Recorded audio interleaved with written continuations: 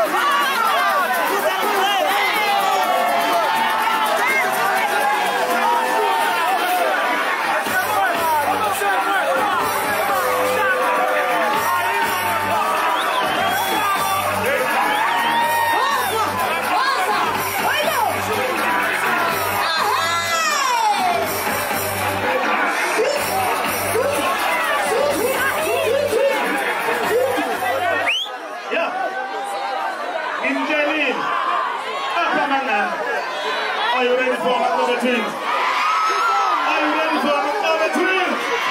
Let me show you another twin. I'm going to start the